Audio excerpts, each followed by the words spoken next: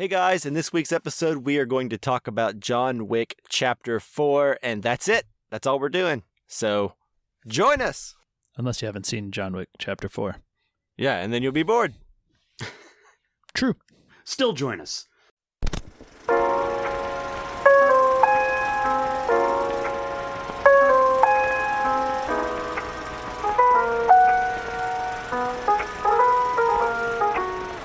Hello and welcome to the Casual Cinecast, powered by Cinelinx. My name is Chris, and with me as always is Mike. He is starting a petition for the John Wick version of Gene Dillman. How are you doing today, Mike? I'm doing well. So far, I have not been successful, mostly because I have no vision of what that adaptation would be. But last week I'm still moving forward. You put it all out there, like just he's loading guns, maybe looking sad. You know, yeah. Yeah, everything except the gunfights that goes on John Wick's day. Except for the end for like 10 seconds. Also with us, the man who is actually living the Gene Dillman John Wick life. He's just over there loading his guns very sadly. How are you doing today, Justin? Oh, I'm fine, I suppose. Just loading these guns. Yeah, it can be rough. You know me. Yeah. What a monotonous existence that is. Yeah. All right. And if this is your first time listening, normally we would start off the episode in a section called News on the March, where we talk about the film and TV news, or really more specifically, just the movies and TV that we have been watching. Then we would move into our feature review. This week, we're going to go straight into the feature review. And as Chris alluded to, this week we are discussing John Wick Chapter 4. Oh, yes. Yeah, one of the things we like to do when we're not reviewing John Wick or a new movie, we like to do a thing we call the Casualty Criterion episodes. And in these episodes, what we do is we each pick a movie based on a theme, and then we put it out on Twitter for you guys to vote on. We'll see how that goes, depending on what Elon decides. But this last week, we decided that we were going to do movies that take place within a 24-hour period of time. And I think it's still running for a little bit as we are recording, but what is in the lead, Mike? Well, right now in the lead is Taste of Cherry in number 1. Number 2 slot is Night on Earth, and number 3 is Cleo from 5 to 7. Ouch. So who chose Taste of Cherry again? I did. I chose another boring movie for us, guys, but I like it. Oh, well, spoilers. I don't know anything about Taste of Cherry, so. Now you know it's boring. Yeah. Apparently. Yeah. Way to color my perception, Chris. Thank you. You're welcome. Yeah. All right. How you feeling about bringing up the rear end there with one of your favorite films, or I assume it's one of your favorite films because it's your Twitter handle inspiration? Well, it made for a good Twitter handle, but no, I'm not surprised, I guess, because most people have heard of this movie less than the top 2, and that's generally how these polls go. Really? You think the one with the most name recognition usually gets first place? I would think Cleo from 5 to 7 has the most name recognition because it's. You think so? Agnes Varda? Yeah. I would say maybe, yeah. At least this is the film that I had heard of, at least at the time that I watched it, like 10 years ago. Yeah. This is his favorite unseen film, I guess we can say. Fair enough. Yeah, fair enough. Yeah. Yeah, well, but also, like, Tree of Life has never won. And that has pretty decent name recognition, I would say. Even, like, in both a good and a bad way. Like, people hate it. Some people. The truth is, you know, like, when I looked at this before, there's a small amount of people that have voted on this. So what I'm putting out to you out there on the internet. Yeah, like, how long ago did you put out this poll? Like 24 hours, like just not even 24 hours. We're like coming up on 20 hours, I think. But so you can vote and like majorly sway this poll. You know, there's not that I haven't many. even voted yet. Oh, well, this could all change very quickly. There's great power out there to be wielded. Yeah, if you want to take it. To those who choose to accept the call. Yeah. For those who dare. Those who dare to All right. adventure. Cool. Well, I guess now it's my turn to tell people where to vote if we haven't done that already. Yeah. We put the poll up on our Twitter account. You can follow us there at Casual Cinecast. Send us messages there. You can send us questions about the movies we're reviewing. You can also email us at casualcinemedia@gmail.com. And then, of course, if you haven't done so already, like the show, go onto iTunes, give us a 5-star review, tell other people about it, tell your grandma, your grandpa, your aunts, your uncles, everybody who loves movies as much as we do in your life, which I'm sure is a lot of people. Yeah. People love movies. Anyway, I just voted on the Twitter poll. Yeah. Did anything change? Things should start turning my way now. No, I think I canceled out Mike's vote, but that's all right. Whatever. All right. Are we ready to get into the feature review? Yes, let's do it. All right. Here we go. John Wick, Chapter 4, starting now. Now. This hit goes out to you, Mr. Wick. 42 regular, wasn't it? Yeah. And so it begins. Yeah. I'm living in this time behind enemy lines, so I got mine. I hope you Challenge him to single combat. If you win, you'll have your freedom. And when I see you, I'ma take what I want, so Amen. you ain't real, hope y'all feel the wrath of the killer.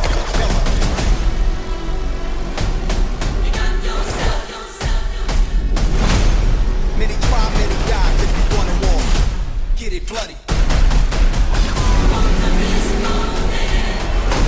Step up on your ego. Come on. The only way John Wick will ever have freedom and peace is in death. Yeah. Not really.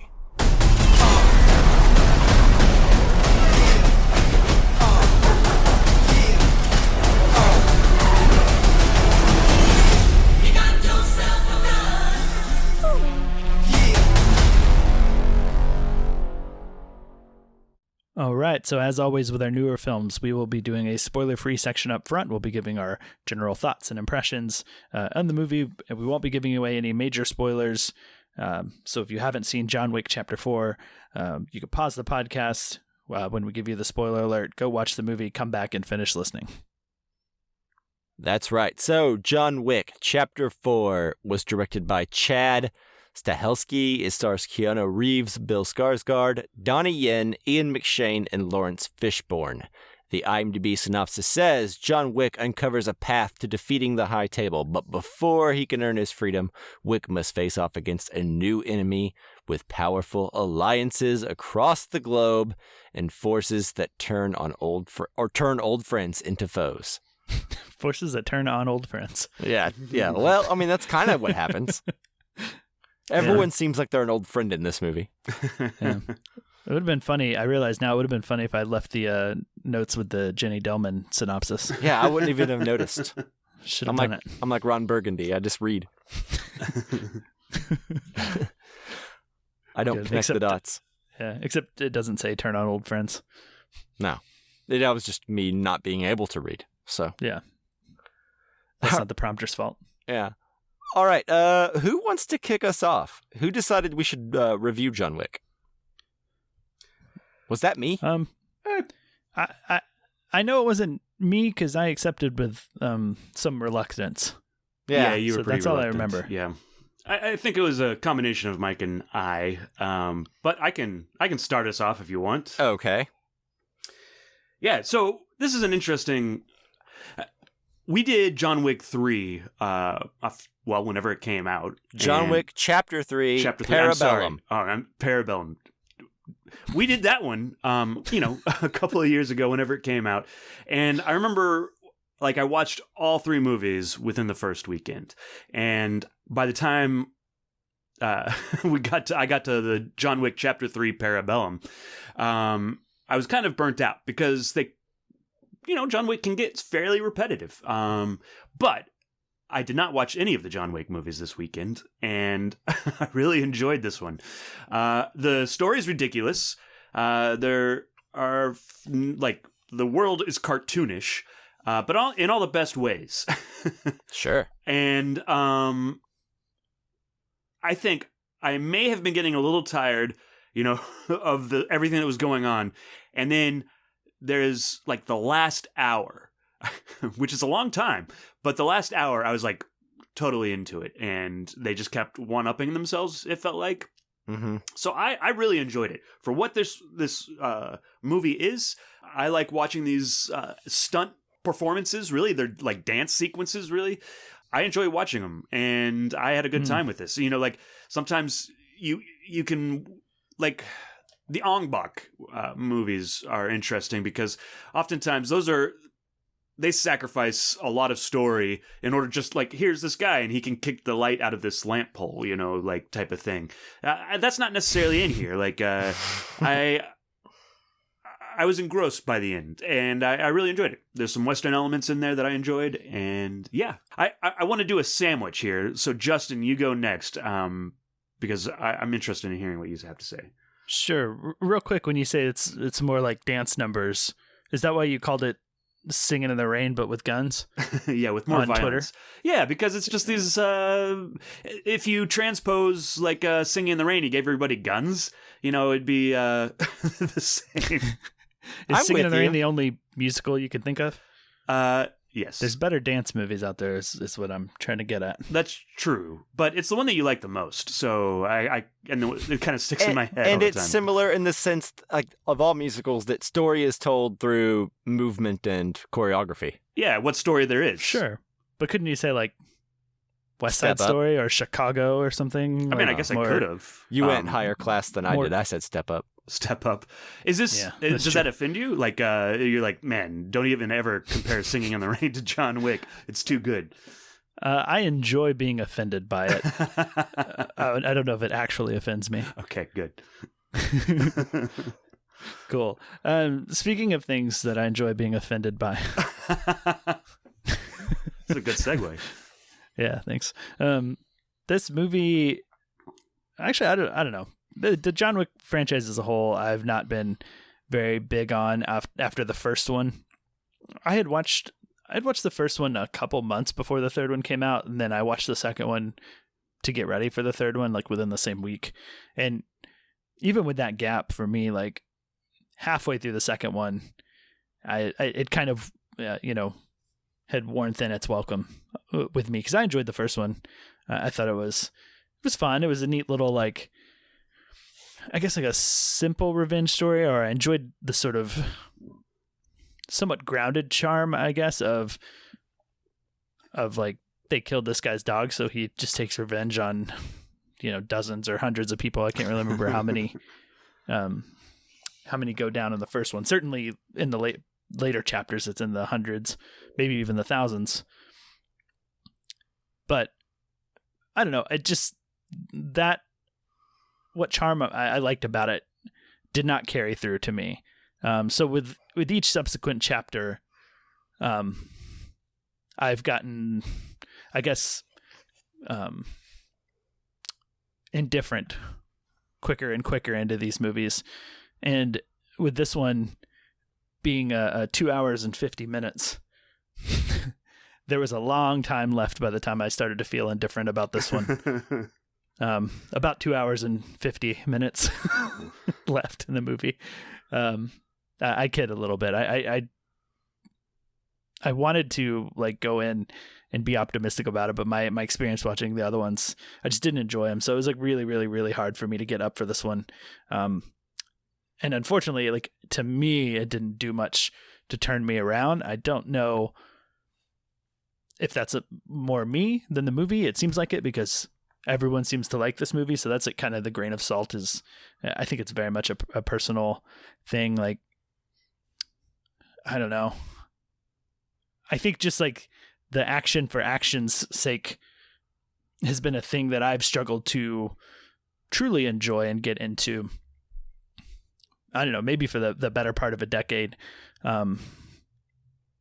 So that said, to me, this movie didn't really do anything for me. Like, I've got it at it couldn't be more of like a 5 out of 10, 2.5 out of 5 stars sort of rating, just like I other than like a handful of moments that I was like, okay, I mean, that was kind of cool.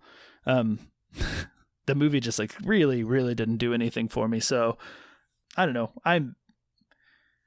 I think the movie, like the story in general, has just gotten too big and started to get too big relatively quickly. Like, and I may be mixing up movies and misremembering John Wick 1 versus 2 and what happens in that. But like, I remember 1 as being this guy getting revenge for his puppy, which, you know, spoiler alert for John Wick 1, ends up being the puppy that him and his wife had together, or she got him, or he got her. I don't remember exactly. There was a simplicity about it that quickly got surpassed. And the bigger these movies get, the more it doesn't work for me. I guess it just feels too samey with like other ridiculous over the top action movies. And it loses what set the original John Wick apart for me. That sort of heart in there. So I think I'll leave it there because I feel like I've talked long enough. So Mike, you want to close off this sandwich? Sure. So, okay. I hear a lot of what you're saying. I enjoyed the first John Wick. It kind of snuck up on me. I didn't really hear a lot about it before I sat down to watch it. It kind of went under my radar. Mm-hmm. And I agree. It was relatively simple. It was very, much like all of these movies, it was very spaghetti Western-esque. Right? Very pulpy, very aware of its ridiculousness, and also kind of reveling in it at the same time. I agree with you that I was not super huge on John Wick Chapter 2 and Chapter 3, Parabellum. In fact, I still think that adding the subtitle Parabellum was a mistake in retrospect since you didn't continue the trend. But that's just me. But yeah, no, I wasn't super big on 2 and 3. I think they're impressive, but I guess my problem with the John Wick franchise, despite my love for action movies, and as Justin put it, action for action's sake, I like that in theory. Not many movies can pull it off into a way to where I feel elevates the material into like high art or anything that I would recommend to a whole lot of people. You know, I think of, you know, very few movies in the past decade, like not John Wick, God no, Mad Max Fury Road, I think is an example of something that supersedes the action genre, even if you're not a fan of like punches and explosions and gunfire or whatever, right? It has a good story to it as well, yeah. Well, it has, I think the best action movies have a simple story. Yeah. Right? And much like musicals, the action tells the story. Right? The fighting, the choreography, the way it's filmed, the creativity involved in those action scenes really dictates how good it is. The story never needs to be more complicated. You just need to know who's against who. And the dialogue should be able to just kind of, you know, keep up as best you can, but it doesn't matter if you miss something. You know, that's how I feel. Like the truest action movies, you just kind of, they permeate, you know, like Terminator 2 Judgment Day, etc. John Wick movies never really did that because they did the same thing that another popular action franchise that I never fully loved did, and that's the Bourne movies. It's like a rated R version of the Bourne movies. It's a lot of shooting and karate chopping. And they're really good at that. All 3 John Wick movies up to this point have been very good at that. But that's kind of boring after one movie. And I don't know that they got more inventive with the action in chapters 2 and 3. And that's kind of how I felt, like Chris said, for about an hour and 20 minutes into this movie. I was thinking, did we need a chapter 4? We're not doing anything else other than adding, you know, more characters, which are fun. Like, I think adding a blind character and seeing how a blind character interacts with a John Wick, you know, fighting style and the choreography of these movies, I think that's really fun. I think Donnie Yen is really fun to watch in this movie. Yeah. I could watch more movies with him, but I hesitate to say that because I know spin-offs are being thought about. So I don't want to jinx it. But all that to say is, like, for the first hour and a half of this movie, I was thinking, God, this is just like 2 and 3, which are not bad movies by any means, but they're not creative enough to justify carrying on this franchise like something like The Raid and The Raid 2 do. Like, I think The Raid is a really solid, well-contained, on-a-budget action movie, and The Raid 2 really amps it up when it gets slightly more of a budget. And the other John Wick movies haven't done that. But then the last hour and a half of this movie kind of begins, and I think they really start to get creative and doing things that you don't see very often or never before in action movies. And I think that's what this franchise has always been missing. And I'll get more specific about when I think that happens when we get to spoilers, but I will say that I think John Wick Chapter 4 ups the ante in all ways, right? It doubles down on the ridiculousness of the rules for this universe with the ins and outs of the hotel and the high table and this weird mafia where everyone seems to be an assassin. Right? Like, it doubles down on all of that stuff for both better and worse, right? Like, you have all the annoying retro equipment with all the tattoos and piercings, and everyone looks kind of like a rockabilly pinup girl who, like, sends out the messages. You know, I think that's a little stupid, but whatever. It's building a universe that exists separate from ours, right? There's no cops in this universe. Everyone seems to be deadly who's an assassin. People can fall off buildings. People have bulletproof suits, whatever. And if you can get on board with that and you can buy into that and you could still maintain your enthusiasm, I think if you can make it to the last hour change of this movie, you get to see some stuff that I've never seen in any action movie before. Some really creative camera work, some blending of CG and practical that is, I still don't know how they did it. Some car stuff that is really crazy. And so if you like action movies, this will deliver. But for 2 hours and 40 minutes, I wish they would have tried to push the envelope a little more. I would, try to be creative, change up the action scenes. Like, we know John Wick can shoot people in the head. We know he can karate chop people. More set pieces. I don't know, more like the Mission Impossible movies. You always have Tom Cruise dangling off something new or doing something else, changing up the scenery a bit, changing the context of the stunt.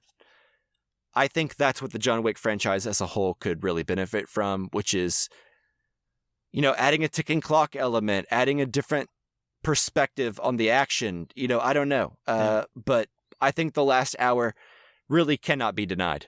The last hour does have a ticking clock element. I know. That's what I'm saying. That benefited. Okay. I thought you were suggesting that. No. But yeah. The last hour is like Crank meets The Raid meets the previous John Wick movies. So anyway, I'll keep it there. I'll just say that, break up the action scenes, make them a little different. But the last hour of this movie, I think, has some incredible stuff that makes me feel more generous to the first half of the movie and to the franchise as a whole. Although I would not say that I am a fan of John Wick, but it's more of like my feelings on the Rolling Stones, right? Which is, I'm not a fan of the Rolling Stones, but they have too many good songs for me to just say they're bad. Yeah. It's a pretty good analogy. I accept it.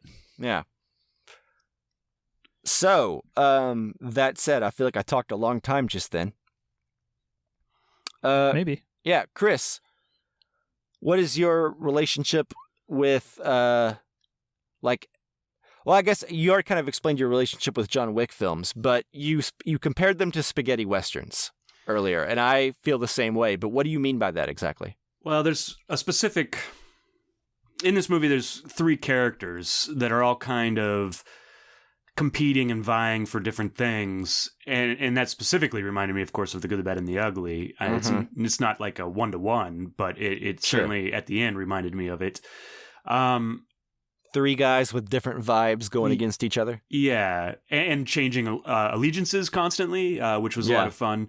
And that aspect of it, I like. When those allegiances change, through the fight sequences, it's fun to see those. One thing I would say is like the Donnie Yen fight choreography was really fun to watch. Yeah, I agree. Because he's blind, and so he's kind of like just swiping his sword, just to hit everything he can. Like it was funny to see like when he was aware of what was going on and when he had to feel his way around. Yeah, I thought that was really interesting and fun to watch. I wish I had to watch the other John Wicks a little bit more separate. Maybe I'll go back through them again at some point. But in my experience, it doesn't help. Yeah, I mean, I just don't remember them well enough to kind of recall back to those as much.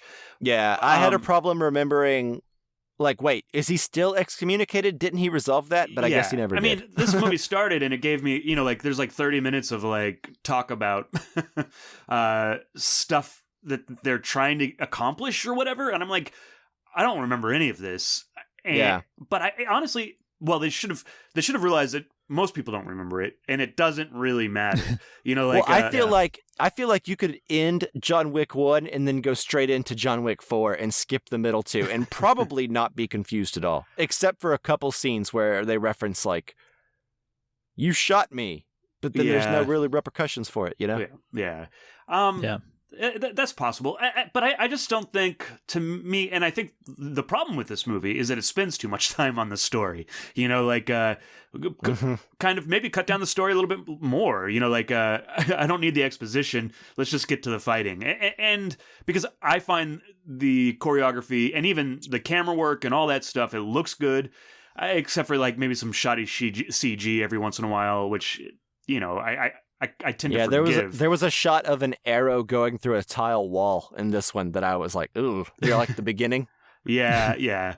And stuff like that. And that's fine. I mean, but like, I would say like, as far as I know, like all the muzzle flashes are CG, like all the blood, and sometimes you can tell, but most of the time, I don't think you can. It's a lot of muzzle flashes. It is. Yeah. Muzzle flashes and CGI blood have come a long way, but they're not seamless. Yeah. But it allows them to do these choreography because you don't have to worry about a muzzle flash. You can do, these close-up gun battles, without having to worry about blanks or anything like that. So it really lets them cook, I think. At risk of contradicting myself, if I can go back to a point you were making, do you think that the problem with this movie, because I kind of do, is that like the more story they have to explain, like the more they're expanding this universe to be worldwide, and as Mike pointed out, seems to include nearly every person in the world.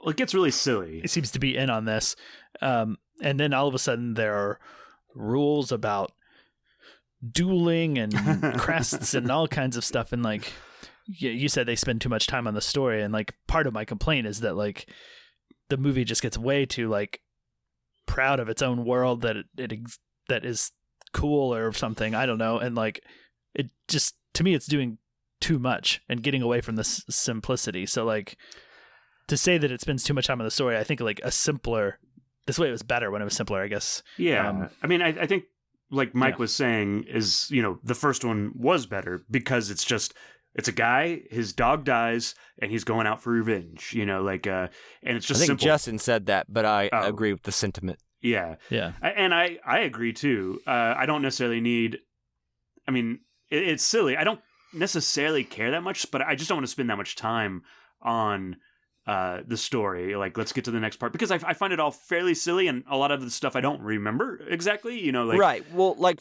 for example, there's a scene in this movie where 3 of the main characters all assemble in this one villain's like lair, and they sit down, and before they have a shootout, which we all know is coming, they sit down and have a very like cliche, like token conversation while playing cards, and they all lay down their cards.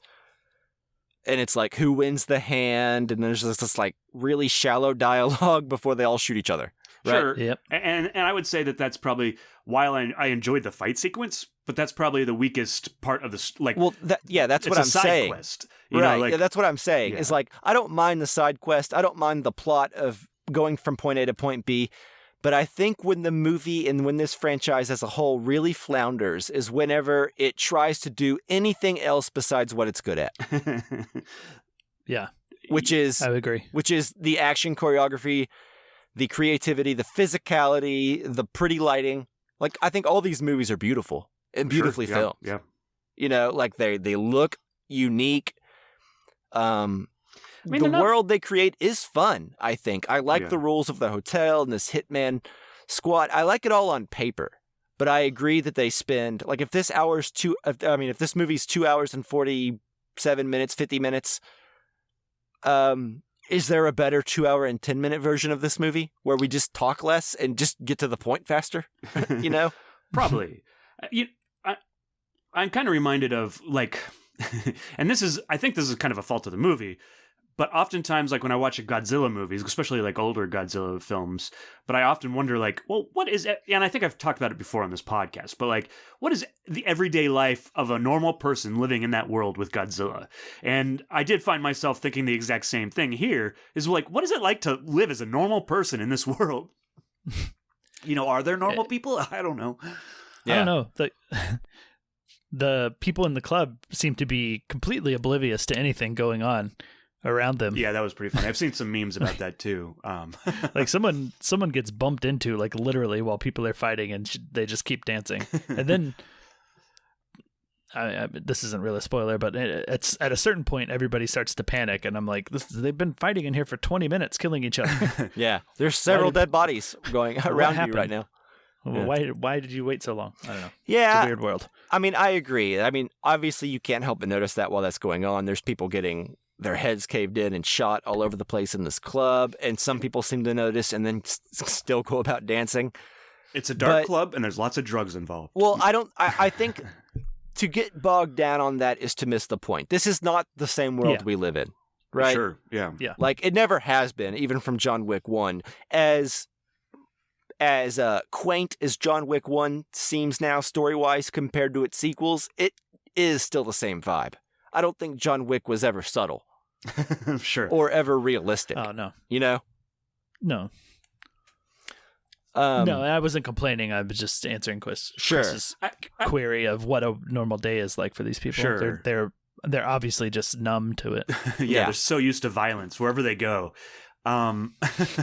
Before we get too far into this, I want to say something. I want to commend Keanu Reeves, because Keanu Reeves, in my opinion, has never been the strongest performer of dialogue or emotion, right? I like the guy, but he has his wheelhouse, right? I think we can all agree to that, right?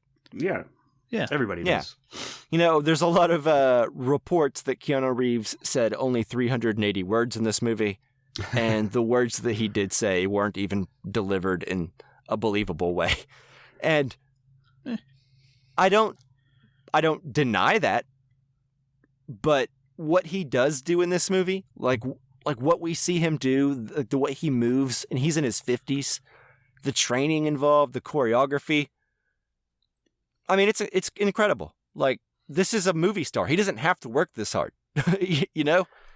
Did you? And I think you could see it on screen. I think that he's got a great physicality about him. He's in great shape. It's fun to see him roll around on the ground and use his legs to pin people down, you know? And I don't know.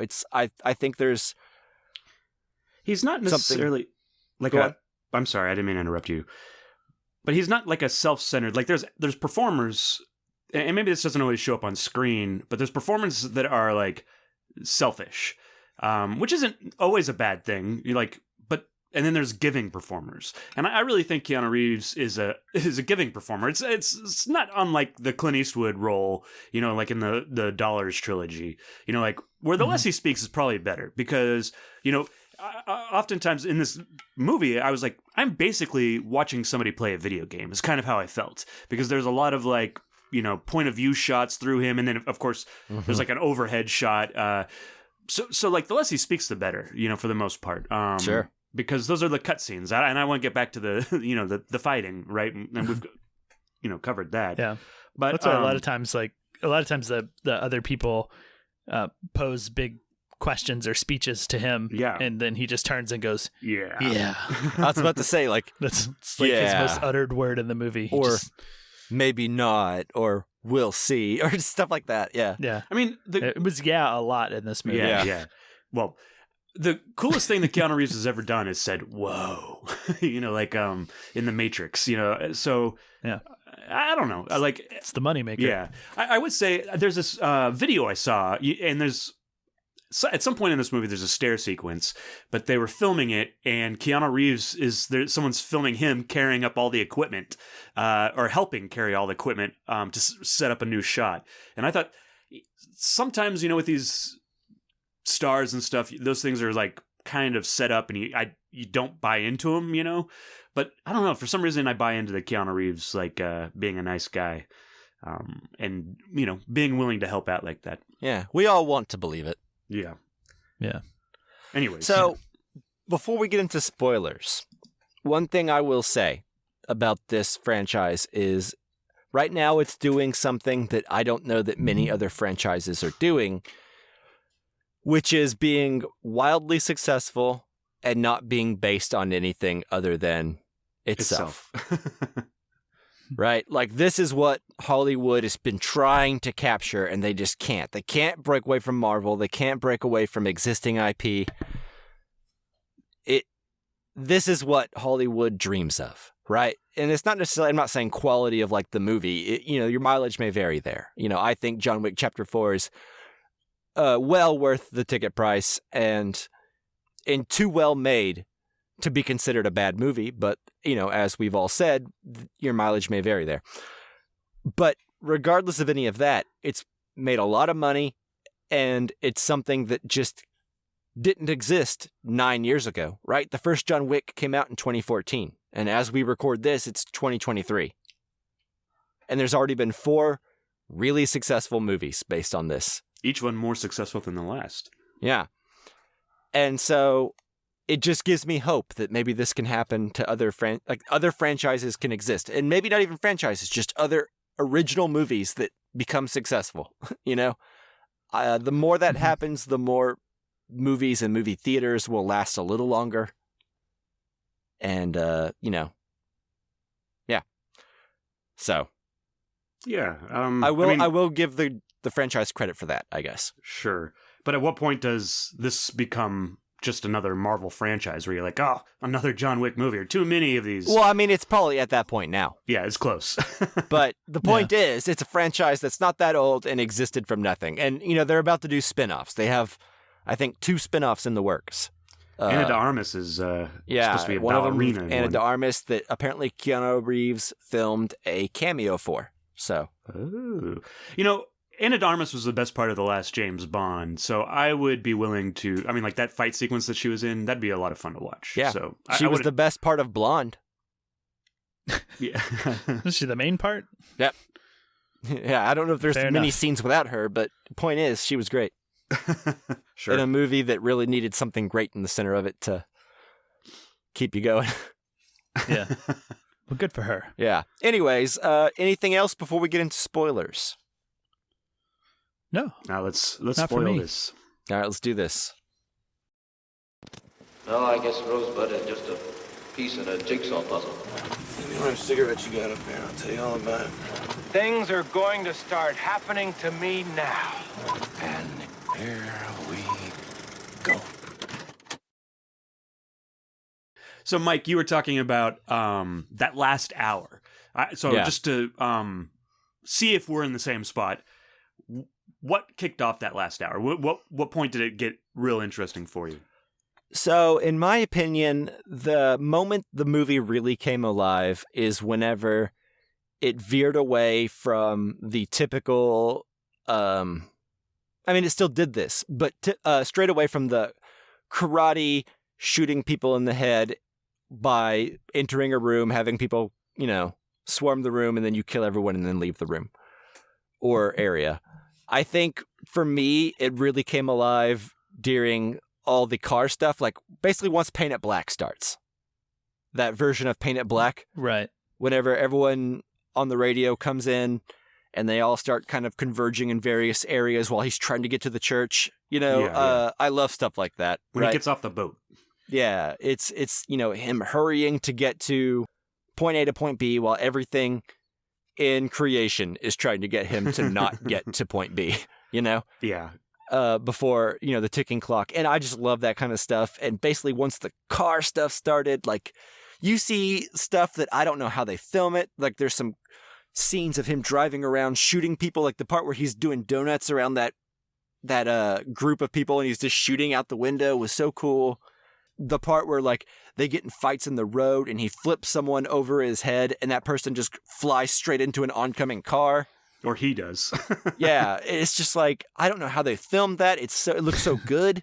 Like there's a physicality to it that feels real in a way that a lot of action movies just kind of don't. When the car sequence started, I kind of was not on board.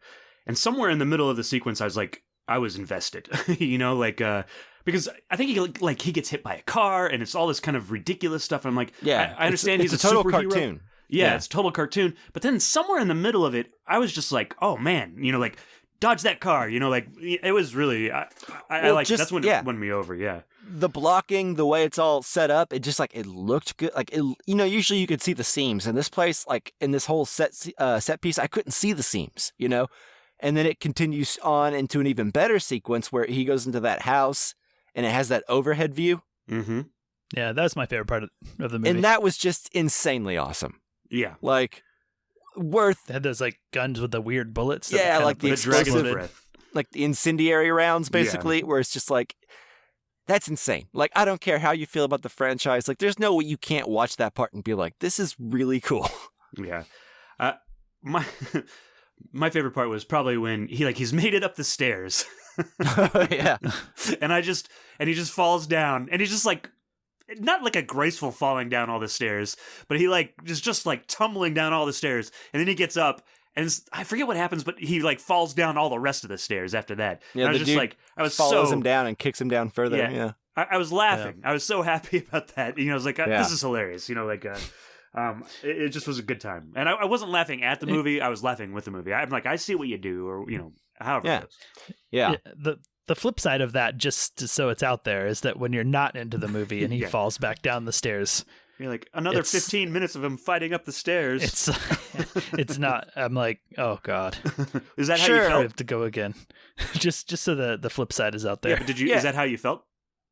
Oh yeah, okay. I think that's what he's saying. But it's oh no. But that's saying during the part in Singing in the Rain where oh God, what's that one famous ballet actress who comes in? Sid Charisse. Yes, Sid Charisse. It's when Sid Charisse comes in, and it's being well, this doesn't have anything to do with the movie, and it's yeah, but that's not the point. Sure, it's something beautiful. These are just kind of. Yeah, to me, these are dance numbers. It's dance numbers meets a Korean action film. Yeah, I mean, essentially, these are musicals. I get it. I'm just saying, if you're on board, you're laughing, and if you're not, you're like, oh man. And I may have been that way. You go up again if that sequence had happened, 2 hours previous to that. Yeah, if that had happened when you were watching 3 at the end of your weekend binge of all 3 movies. Sure, yeah. Yeah. I get it. You kind of have to come into these movies. I don't know. It's sometimes they're either going to work for you or they're not, and Well, I think that's not quite fair because I honestly believe that this is a step up in quality that 2 and 3 didn't have. You can literally see the difference in the quality of and the ambition of filmmaking between 3 and 4. They're trying things they didn't try before. They're being, like I said multiple times throughout this episode, creative. Trying to attempt something an interesting way to film an otherwise pretty standard action scene, right? And that's how you make a great action movie, right? You film it in a way that no one's thought to do it before. If you can. Yeah. That's a hard thing to do. Yeah. Do you think they did that with the stair sequence? I don't know that the stair sequence is necessarily reinventing the wheel. And not that any of this is reinventing the wheel, but no, I think the stair sequence is a step down from the previous 2 really great sequences. Yeah. But that said, I think it's more interesting than anything in the first hour, which is, like I said at the beginning, him entering a big room with lights placed in strategically, very carefully placed so that there's, practical lighting all throughout the set. Yeah. that's kind of the staple throughout these John Wick movies is he kind of enters a place, kills a lot of people, leaves place. Yeah. And go on. We've talked a lot about, the last hour, and basically from like the car chase through the Arch de Triomphe, however you say that with a French accent, on being really great. How did you guys feel about the sequence in Ken Watanabe's hotel? That wasn't Ken Watanabe. Oh, I'm sorry. Who was it? Let me bring up his name real quick. Chris, you talk about what you thought of the sequence. I thought that was a good opener because it's not going to be it can't be the best sequence of the movie, right? Because you're opening the film with it. But I had an okay time with it. I wasn't bored yet. Yeah. I think. Yeah. I think if I was going to cut anything out, and I know you asked me a different question, but I think I would cut out the that middle fight sequence where he has to go and get the gold tooth to prove that he killed him. Yeah, the club sequence. Yeah, because I feel like that doesn't necessarily enhance the story at all. And I think it's the worst action scene of the movie. By the way, hold that thought, everybody. His name is Hiroyuki Sanada. He's in Westworld, and he's in a lot of things. Oh, yeah. He's awesome. Okay. Yeah. Okay. I recognize him from Westworld, and I was thinking, I recognize him, and that's who I thought it was. So, yeah. Okay. My bad. Yeah. But, to answer your question, or also to chime into there, it's like, I think the opening hotel sequence is okay. I think it's good for world building. I think it'll probably pay off whenever they try to franchise this thing and do spin-offs, right? It seems like that one character, that girl, the daughter, is going to have her own movie probably, or at least Donnie Yen will. Did you see the post stay credits? for the end credits? Yeah, okay. Yeah. I did not, but I read what happens, so. Yeah, it's not much. It's like 8 seconds long, I think. Just like a little tease. It's probably longer than that, but the important thing is like a split second and it's over. So he's about to go see his daughter, correct? And then the whatchamacallit, the assassin girl shows up. Yeah, the daughter. Yeah. Makes sense. You can't have revenge without somebody getting mad at you. But I liked that section with the duel between Donnie and the hotel manager, with her there and stuff. Yeah. Oh, yeah, It felt very Kill Bill when he was like, I'll be waiting. And I do enjoy the, like,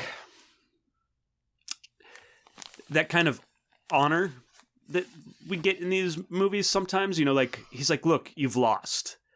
Just live with your daughter. I'm letting you live, basically. Yeah. And then, like, of course, he can't. And so, I like that kind of stuff. Yeah. Yeah. I mean, I think if you can buy into it at all, like, if you're into the John Wick world and the rules of this universe, like Justin said, that if you're not into that, it can get pretty exhausting. And I definitely feel that. Yeah. But equally speaking, I think that they do expand the lore and the rules to the world in a way that if you're into that at all, you're probably going to have a great time. Yeah, I remember him having a bulletproof suit, but I didn't remember anybody else having a bulletproof suit. So now everyone's got one. Yeah, now everyone's got one. And I like that addition. So, like, you can't just shoot somebody. You have to, like, shoot him in the head. You have to get close range in order to kill him. Yeah. I thought that those kind of little things, which is world building, which is kind of one of the things I was complaining about. But I enjoy those, so. Yeah. But then, every person he kills has to be killed the same way. You know what I mean? Like, I feel like I saw him, like, after he downed somebody, he would shoot them in the head. Sure. 80 times in this movie? I don't know. I wasn't counting, but I don't know, it felt kind of samey on that point after a while. And I think I felt that even in John Wick 1. Yeah, probably it seems like so. They've always prided themselves on having, like, really intricate gunplay. And as a result, I feel like it's kind of like John Woo, and then it's not at the same time, which is, I think, part of the fun about John Woo is it's not always, it doesn't care about how many bullets you fired, and it doesn't care where you hit somebody. It's just all about the shot, right? And whereas I think John Wick, the franchise approaches gunfights in a lot of the same way, which is they want it to be like a ballet of sorts. they also are like, they pride themselves on, I don't want to say realism, but they pride themselves on like, he always fires the maximum amount of bullets in the clip before he reloads. And that always tracks from what I understand. And he always tries to shoot people in like the neck or the head or some place where like realistically in that scenario, he would be able to kill that person. And it does start to feel a little like, yeah, no, we know he's good at shooting people in the head, you know? Yeah. Let's do Not something. at the end, like, he wasn't good at shooting people in the head. But I guess that was all a put on. Yeah, that's true. So what did you guys think of Bill Skarsgård, like the villain? Pretty mustache twirly, but Yeah, like a James he Bond did the job. villain. Yeah. He did maybe the no job. French accent but I mean, it's so much bigger than real life. You do like a really over the top French accent. Well, like I he was think. always doing like really stereotypical like rich guy things, like Yeah. like serving tea, eating caviar, like looking at paintings, like watching people ride around on horses. You know, like he's always doing like the most basic like stuff. And I felt that way about the other guy that he has to go get the gold tooth from. It's like, oh, he's got a underground club poker game thing going on. Like, yeah, okay. I think what gets me is it seems like the things that he thought would kill John Wick are the things that he's well aware have never worked for 3 movies. That's true. And also did not work in this movie. It did, he actually. kept kind of only afterwards. Did it? Well, I mean, if he's dead, like the movie suggests. Well, the duel worked, but that wasn't his idea. Oh, you're true. You're right. That wasn't his idea. His idea was like, okay, yes, I'll pay $5 more million or $10 more million if anyone can kill John Wick. And it's like, all right, we'll send more people after him. That'll get him. It's like, this never worked, man. Yeah, I like, felt that have way. Some ideas. Yeah, every time they like raised the bounty in this one, I was like, this is just the first movie or the second movie all over again. Like they have already shown us what happens when you raise the bounty incrementally. Nothing. If you're a bounty hunter or trying to get that, or you're watching the boards to see what the bounties are, at what point are you like, ugh, man, I don't know that it's worth it. I'd rather be alive. Yeah, I don't understand why anybody ever goes after him by the 4th movie. Yeah, but I mean that's like like a dude's that's earned his a freedom. dumb. Yeah, I understand that's a not a proper thing to nitpick about this movie because that's what makes the movie have action. Yeah. So I get it. I'm just having fun. Real quick before we wrap things up, because I'm running out of stuff to say, but I will say that I think it's pretty stupid to bring your dog into a gunfight constantly where everyone's really good at aiming. Because I feel like realistically that dog is dead within the first sequence. Yeah, he doesn't have a bulletproof suit. Yeah, but the movie just assumes that no one would dare shoot the dog, you know? The dog got hit by a car, didn't it? Yeah, but that's fine. Everyone gets hit by a car in this movie. And the only people who die are bad guys. Yeah. Yeah, I think while suits are made out of Kevlar, cars are made out of aluminum foil. Yeah, in this that's true. In this world, yeah, it's like they're Mandalorians. The suits are like Beskar. I do think if I'm going to explain it away, the dog stuff, and this is really stretching, but the dog is good at stealth. And of course, until he's always growling and yelling before he. Yeah, that's when he's surprising people. Oh, that's true. Fair enough. But yeah, I don't disagree. I did like the moment where John Wick has the one guy, and I never thought that he was going to kill the guy that was after him for the bounty with the dog. But the other guy's going to shoot the dog, and John Wick decides to save the dog instead of saving himself. Yeah, fun story. There were some people sitting next to us, some old men, sitting next to me and my girlfriend, and they, I guess, were all meeting to like go see a movie, and they hadn't seen each other in a while because they were all very loud about talking to one another, which is annoying. But during one point in the movie, whenever John Wick saves the dog, and then the dude's like respect, and then like ends up sparing John Wick and helping him at the end. During that part, whenever he like saves John Wick, the old man's like, he helped him because he saved the dog. And the other old man next to him was like, he had to. which I thought was funny. That's how they decided that in the script writing process. Yeah, I mean that's Like, well, he has that's to. the level this script is operating on, right? Like, it's for the common man. Yeah.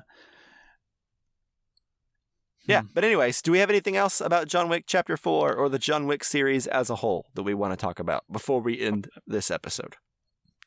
We haven't really talked about like the duel, like the final scene or his death. I don't know that I have many thoughts on that per se, but I just feel weird if we just didn't say anything. Yeah, I guess so. I didn't see it coming, but also I don't necessarily believe it either. That he's dead? Yeah, I mean, I believe it now, but because the movie made so much money, and I don't know, Keanu Reeves still's got a few good years left in him, and they want to try to grow this. I just don't believe it. I don't know. We'll see how that all plays out, but I didn't have any emotion because nothing about me believed it for a moment. This is the last of John Wick. and to be fair, I'm not necessarily emotionally invested. I want him to be dead. It's kind of where Keanu Reeves is not unlike the other thing I thought about. He's not unlike Michael Myers from Halloween. The bad guys just keep on like stabbing him and like doing all this damage to him. I think they even refer to him as the boogeyman. Yeah, that's true. Baba Yaga, or however you pronounce that. But Baba Yaga. But yeah, so like I want him to be dead in much the same way I want Michael Myers to be dead, and because I also think it's a satisfying ending. I'm not necessarily emotionally invested, but this is where it needs to end. We can get a ballerina and we can get like a cameo in there or something, but let's just leave it like it is. I mean, I agree. Like he's been through so much and he's killed so many people that like it honestly feels like there's no other ending other than for him to die. Yeah. At some point, there was talk. I just don't believe it. Of doing a fifth one, like before this one came out, like when they were started making this one. But then I think the pandemic happened, and so like there's all sorts of crazy stuff. So I don't know. I'm not. But I will say that's the duel is where it felt most like a spaghetti western. Obviously a duel that's easy, but like all three of them walking up there. I will say that was probably the CG in that part with the sun coming up is where I was like, man, you guys should have just gone outside and shot a real sunrise because it just kind of looked, it kind of took me out for a second. And if it had been like a real sunrise, it would have been really cool. But yeah. Yeah, that would require a lot of days waking up early to try and capture that 30 minutes of sunrise. I know. Yeah, but shoot an entire climax duel. 30-minute sequence or whatever. Especially one that takes a really long time. Man, I'm only asking for little things, guys. I will say that it got a big laugh in my audience, including from me, whenever Bill Skarsgård was like Donnie Yen's number 2 and he was approaching with the bullets and he's like, think about your wife. And Donnie Yen was like, fuck off. Yeah. Yeah. That was funny. That's good. But anyways, to answer your question, the sequence was cool enough. I know you said you don't like all the rules, but I actually did kind of like the idea that you could challenge someone to a duel based on the quote old ways. And and I just said it got convoluted of like, it's been convoluted. You have to go to the family, and by the way, you're a member of this family, so you got to go get them to agree to let you back in, and now you have to put a brand on your arm and go get a gold tooth. I don't know. It's like a million rules just to get us to a duel at the end. Like it wasn't a rule of that little mafia thing that he had to get the gold tooth. That was just a circumstantial. That quest, was to get back into the family. Yeah. Based for that one person. But I see what you're saying. But I didn't mind it so much once he got to the family and started trying to like. Once he had a clear goal, like at the beginning when he was just like. Leftover running and killing from the last movie and there wasn't like a clear purpose, I was like, what are we doing? Yeah. But like once they gave him something to do and like a quest to go on, I was like, all right, here we go. That's what I needed. Yeah, that's probably fair. It just kind of felt like, well, if you challenge him to a duel on the third Sunday of the April, and the moon is a half moon, you got it, but you have to meet all these like weird parameters. Like, can you just challenge him to a duel? I don't know. You're thinking too hard. I think if if you They're thinking. if you too recall hard. your previous I want John Wick less. things, you would know that he was excommunicado, and that's a I big deal. know. They made a whole big deal about it. I know. It's just but then they were like, I think it got really convoluted when they were like, oh, but he needs a second, and then so that way Ian McShane could be there. Well, the and be concept involved. of It a was like- second in duels is something that goes back to samurai, right? Like, and also Maybe. committing Westerns. harakiri, right? Yeah. Like you Again, always have a this is- second to finish you off if you can't do it yourself. But Didn't anyway, they have seconds in like Barry Lyndon too, like for gunfights? yeah, the idea of a second is like a very common. Yeah. Like that wasn't too convoluted Yeah. for this movie. That's just a common thing that happens. Hmm. Anyways, Sure. I believe you. I'm with you. I understand. anyways, Comment. do we have comment anything else? redacted. No. I'm good. Cool. All right. So with that, this episode's done, right? I I think believe so. so. Awesome. Well, thank you, listeners, so much for listening. And as always, thanks Jake Wagner Russell for doing our intro and outro music. If you want to hear more of his music, go to soundcloud.com/bobscotch. All right, stay tuned to this channel, subscribe, all that stuff. Our next episode will be most likely the winner of the Criterion poll, which looks to be Taste of Cherry. Another boring Criterion movie from Chris. Yeah, that's a quote straight from Chris's mouth. Yeah, that's not my opinion. That's just what I've heard from Chris. Yeah. All right. Well, on that note, stay tuned for our next boring movie. Like Keanu Reeves in John Wick, somewhat boring. Anyways, thanks so much for listening, guys. We'll talk to you next time. Bye. Yeah.